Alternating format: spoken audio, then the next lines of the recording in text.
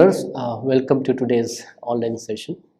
I'm Dr. Rajesh Kumar, the coordinator for course MEG 12. Today I'm going to talk about one of the most important contemporary Canadian poets whose name is ELI Mondal. Let me begin with the very objectives of what I'm going to talk about today. Today, first of all, I'll be talking about the poet himself, who happens to be the Canadian poet, ELI Mondal. I'll also talk about his literary works, his literary achievements, in which I'll talk about what kind of books he has written, what kind of poetic compositions he has done, and finally I'll be discussing in detail his poem, which is entitled Envoy. So these three things, we'll come to know in today's online session. Let me begin by giving biographical knowledge about the poet himself. ELI Mondal was born in Estevan, which is Saskatchewan, a region in Canada, and he was born to Russian Jewish parents who had in fact emigrated from the Ukraine and grew up the Canadian prairies during the Great Depression. So it was during the Depression time that his parents immigrated to Canada from the Ukraine. After a job, working for a pharmacist, who happened to be a very kind person, very gentle person, who landed him, the poet, a position, serving in Canada's medical corps, during the World War II. It has been said that Mondal returned a forever emotionally distraught person, distraught man, who was destined to live the rest of his life without a sense of belonging.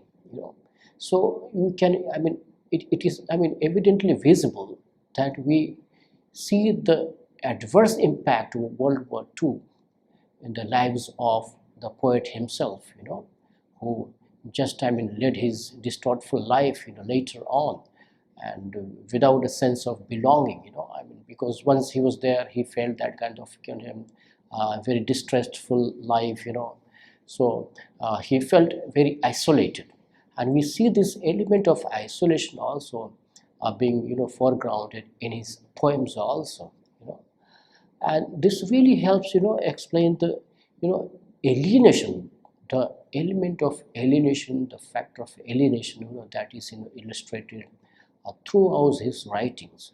And in many of his poems particularly, he brings out this element of alienation, which has got this background.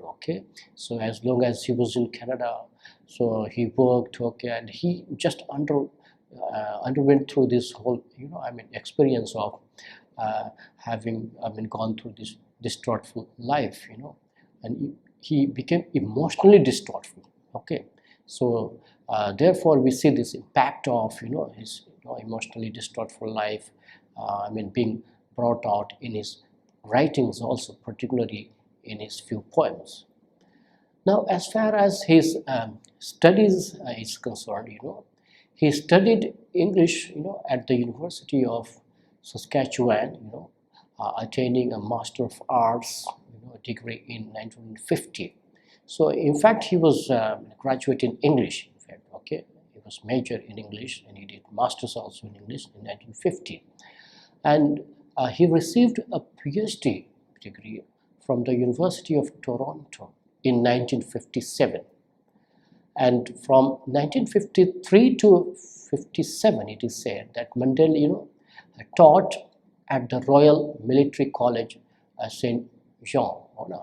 So his career in fact began as a teaching profession. So he started teaching at the Royal Military College, from 1953 to 57, and it was during that period that he also pursued his PhD. So that was in 1957 he attained PhD degree. So he continued his studies as well as teaching both. Later it is said that Mondal taught English and also creative writing and that was the name of the course, creative writing, at the University of Alberta. Okay, not only at the University of Alberta, but also he taught English and creative writing also at the University of Victoria, University of Toronto, and New York University as well. He also taught Canadian studies at the University of Calgary. So from this, we get to know a sense that he, was a person of, multidisciplinarity. He had developed interest towards many disciplines. Okay, so that's why he used to teach even Canadian studies. He used to teach creative writing. He used to teach English literature. So he developed a very deep, sense of understanding towards not only English literature but towards other disciplines as well. Particularly living in Canada, he sort of developed his his interest in Canadian studies as well, and that was the reason why he started teaching Canadian studies also at the University of Calgary. Okay. Now let me talk a bit about his literary engagement, because it's very important. This is the second, you can say, segment of today's talk. So firstly, I talked about his biographical description, and let me talk about his literary achievement, literary engagements.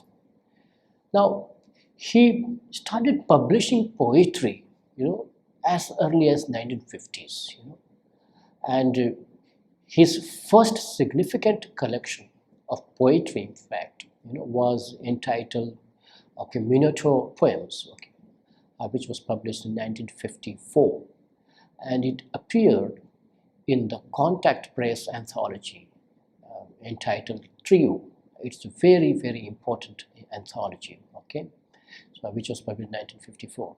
So this shows that he was not only a poet, but he was also an essayist, and most importantly also an anthologist, because he published, a number of anthologies, and his poetry was published in 1954, as I told you, in the form of an anthology, from the Contact Press, which was entitled Trio, which is an anthology of poems written by not only Mondal but also Gail Turnbull, even Phyllis Webb, published by Raymond Soster's Contact Press. So he had developed a contact, with Contact Press, and that's the reason why he published quite a good number of books and anthologies from Contact Press. And his first book, a book of poems, in fact, which was published, was entitled Fuseli Poems, and that was published in 1960s. So that was the first book. It was not an anthology, but I would say that it was his first book, a book of poems, entitled Fuseli, which was published in 1960. Looking at his major works, there are three major works which are given credit, and which are given credit for in this Mondal, and these three important major works are firstly Dreaming Backwards, which was published in 1981. We have Another Time, that's the second work, and thirdly The Family Romance. So these three works are his major works, Dreaming Backwards, Another Time, and The Family Romance. And these three have really brought ELI Mondal to a significant place also. And what we notice about him is that his works seem to have been deeply influenced by World War II.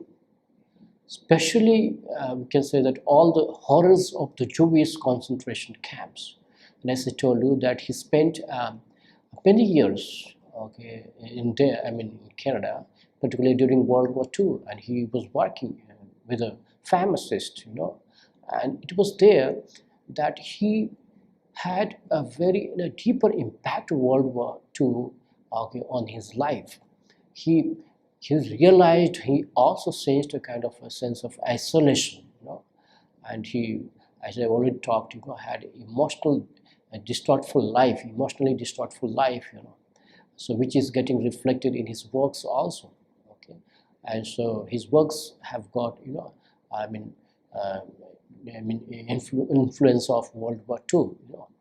And despite the lack of like direct references to the war, he doesn't talk about World War II directly, though he gives indirect references, to the war.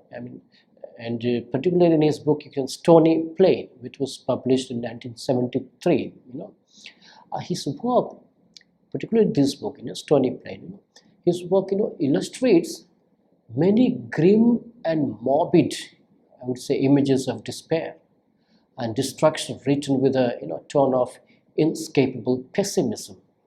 So again, we see this whole destruction, okay, written with a tone of inescapable pessimism. So this is the impact of World War II. We see how he is bringing out the whole element of isolation, element of depression in his writings, and here we see that he is also bringing the whole tone of pessimism in his writings. Okay? So this is obviously undoubtedly because of the impact of the World War II. Now, ELI Mondal's book, which is entitled "The Family Romance," which was published in 1986, has been characterized by his quotations from essays on Hugh McElman, and also Northrop Frye's The Great Code. Okay, so this is in fact a whole collection of quotations, you can say, quotations which have been taken from essays, not only from Hugh McElman but also from Northrop Frye's The Great Code, the book, and both excerpts exemplify Mondal's questioning of whatever is viewed as orthodoxy, and he refuses to let pass what most people simply accept. So he's not the one, okay, who would easily accept what other people are saying. He would generally refuse to let pass what most people simply accepted. So he would not easily accept what other people said to him. So in this essay collection, particularly in The Family Romance, it has been recognized that the first piece, particularly Auschwitz and poetry, is the most powerful and the most significant. Okay, and the last of the series of essays, which is entitled The Border League, American West, Canadian region, seems to be the least successful. So the first piece became very, very successful, became very significant, and the last series of essays was the least successful. However, it is this book which really brought him to fame. There is no doubt about it. Now, Mondal's early poems are collected in Trio, as I told you, which was published in 1954, and also another collection of poems, Fuseli Poems. That was the first book of poems published, published in 1960. These two collections of poems, Trio and also Fuseli Poems, are densely allusive, and this is what scholars have found, that both are densely allusive, and their grand rhetoric, grounded in classical and biblical mythology. So he is having a lot of allusions, allusions to biblical mythological, mythologies and stories, and to classical stories, So these are densely allusive. So he's making a lot of references to classical as well as biblical mythologies, in this both books. Now, in subsequent works, okay, after this work, his poetry witnessed a kind of a move from this rational ordering of materials in the direction of open verse forms, okay, from language that is heavily rhetorical to a more colloquial idiom. So there we see a kind of a paradigm shift taking place in his mode of poetry. Earlier his poetry was full of rhetorics, but now later on his poetry was inclined more towards colloquial idiom. He started making use of colloquial idioms in his poetry. That's the change which we witness in his later poems, later poetry. In Black and Secret Man, which was published in 1964, he became more personal and more inward, which was, I mean, a kind of an inherent quality in him. Okay, and with many of the poems containing overt reference to Jewish life also, as we get to know from the background, as I told in the beginning, that I mean, he lived with them, Jewish people, so he understood them very well, understood about their lives, and he became much more personal and inward in his book. I mean, talking about a Jewish life. There is another book which really won him Governor General's Literary Award, which was entitled An Idiot Joy, which was published in 1967. And it was this book, in fact, which really won him the Governor General's Literary Award. Now, Mondal explored his memories and dreams of the prairies in Stony Plain, so which was published in 1973. So memories and dreams, he's making use of those memories and also dreams of the prairies particularly. Okay, he makes a lot of references to prairies. Okay, prairies, and he's making use of memories, making use of dreams of on those prairies, and his book particularly in Stony Plain, which was published in 1973. There is another work written by him, which is entitled Out of Place, which was published in 1977. And this book, entitled Out of Place, is a striking long poem, very striking long poem, about his literal and even spiritual return to Estevan, okay, that place, okay, where he was born. So he is bringing those both elements, literal elements as well as spiritual elements, and then talks about going back to Estevan, the place where he was born, and he travels abroad as a scholar particularly, and also as a poet, lay behind Life Sentence, which was another book, okay, which he wrote, which was published in 1981. It is a kind of work that really combines excerpts from his travel journals together, okay, with poems the occasions gave rise to. So these books are also very, very important. Okay, Out of Place and Life Sentence also. So Life Sentence getting published in 1981. And throughout ELI Mondal's work, what we notice about him is the fact that there is a kind of a profound sense that literature invents life and also invests it with meaning. And that's the beautiful message which he's conveying through his most of the works, profound sense, okay, about life, profound sense of the meaning which is invested with those literature, okay, which he has written, Moreover, what ELI Mondal does is, he speaks unpleasant but necessary truths. It's not that, most of the time he's beating around the bush, nothing like that. He speaks unpleasant but necessary truths, and essentially religious act which is marked by reverence and awe. So he is paying a lot of reverence to the texts, particularly bringing out religious elements, with a lot of reverence, respect towards his writings. Now let me talk a little bit about his writing, style of writing. Yes, diction. What kind of diction or what kind of style he engaged with. Now, as far as his diction style is concerned, ELI Mondal's style was very contemplative. Not only contemplative but also intellectual. So both, I would say that his style was contemplative as well as intellectual. An ironic poet, okay, rather than an angry one. So that really summarizes what kind of style he was engaging with, while writing his poetry. There is also lack of emotion heightness, okay, a hopeless outlook which we witness in his writings, and particularly this happens to be a central feature in all of his writings. Okay, so the lack of emotion heightens.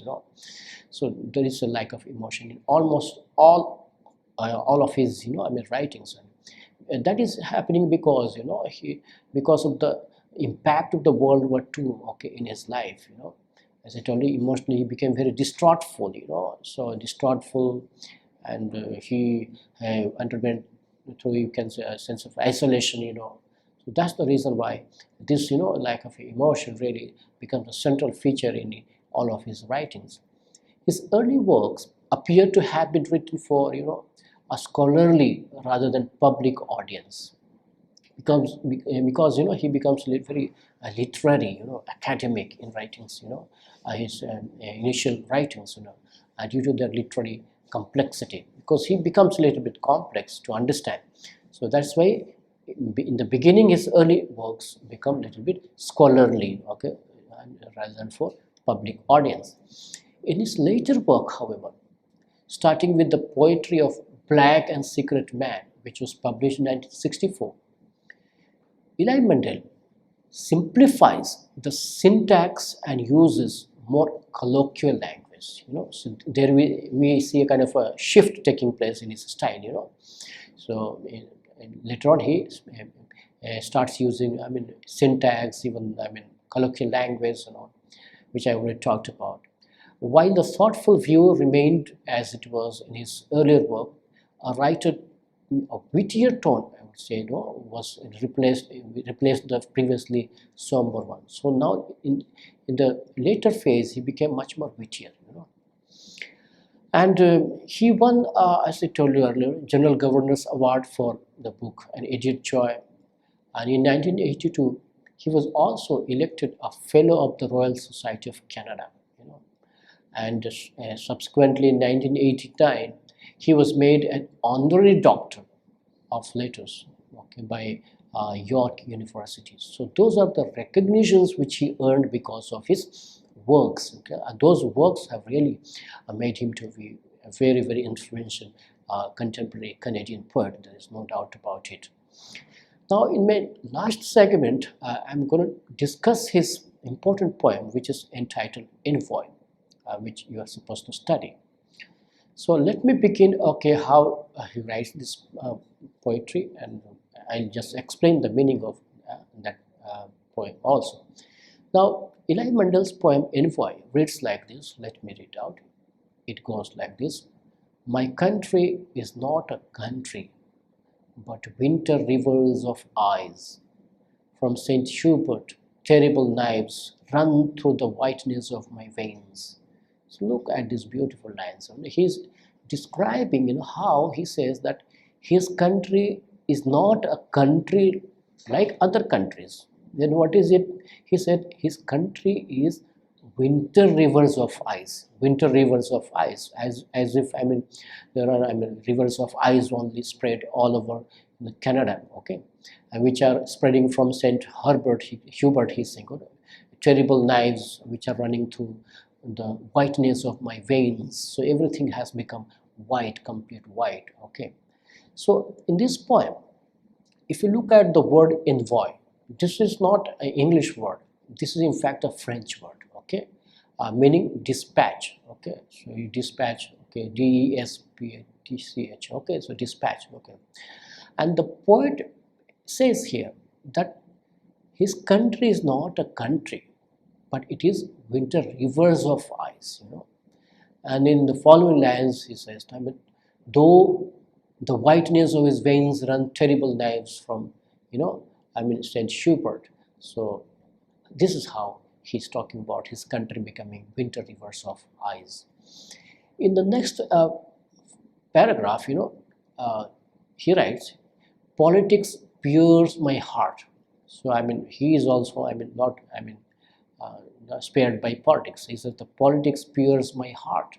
Okay, on a floor littered with history, I shiver while wardens shoal in lunatic sentences, rag upon rag. It must be cold in prison in Quebec. So we can see it is easily, evidently visible, that he says the politics has entered his heart, which he was not expecting, and everywhere he's finding, in the floor littered with history. History is written everywhere, okay, and he's shivering while wardens show in lunatic sentence, showing, you can say, lunatic bad sentences towards him, rag upon rag, And he's talking about prison. In Quebec, it must be very, very, very cold. So in these lines, the poet says that politics, is piercing his heart on the floor which is littered with history. And he also says that he is shivering while wardens shovel in lunatic sentences, okay, rag upon rag, and finally he says of Quebec, he's talking about Quebec, okay, saying that there must be cold in prison as well, in Quebec as well, so he's talking about that place called Quebec. And then in the next paragraph, the poet writes, the poem reads like this: and your heart heard sinker, what do you see through its pain? Icy slaves circle the river. Montreal tends against the steel of its manacles. Your words drifting like frozen wounds. So he's talking to the singer, He's talking to the singer. He says he's asking the singer, okay, the singer, as to what he sees through the pains of his heart. He's asking, okay, because poet is saying something else, and he's asking the poet and the singer, okay, as to what he is seeing through the pain of his heart, And then in the next, verse, he is offering an image of icy slaves circling the river, and the city of Montreal tense against the steel of its chain, And then in the final paragraph, he says, blessing a sick bride and a murderous bridegroom. That wedding, he's talking about blessing. Whom blessing? Sick bride, a murderous bridegroom, and then wedding. That wedding whose children will be colder killers. So he's, blessing those bride and bridegroom, and their wedding also, but saying that their children will be colder killers than the words of these or any other song. So they will be colder than these words. These words, okay, will be much more wittier than their children, okay, who will be colder killers. So in this last line, particularly these are closing paragraph. You can say this is closing paragraph. ELI Mondal is telling the singer that his words, which drift like frozen wounds, bless a sick bride, and the bridegroom is murderous, and the wedding in question is one whose children are likely to be colder killers than what this or any other song suggests. So obviously he is engaging with wittier words. The words are very sharp, sharper than the knife, you can say. So he's comparing. So again, you can say comparison is being used by him. Okay. So the whole poem, if you look at the whole poem itself, though it's a very short poem, ELI Mondal is very forcefully, capturing the coldness, the element of coldness and cold-blooded quality, both, which have really seeped into Canadian life, And he is bringing those elements, both elements, coldness as well as cold-blooded quality, okay, which are seeped into Canadian life, So to conclude with, what I have talked about today is I have talked about contemporary Canadian poet ELI Mondal. Okay, I have given his biographical description. We also got to know about his literary achievements, literary works, and finally, in the final segment, I talked about his important poem, which was entitled Envoy. So I hope that today's lecture has helped you to understand about this contemporary Canadian poet, ELI Mondal. Please go through the study materials so that it becomes easier for you to understand ELI Mondal very well. Thank you so much.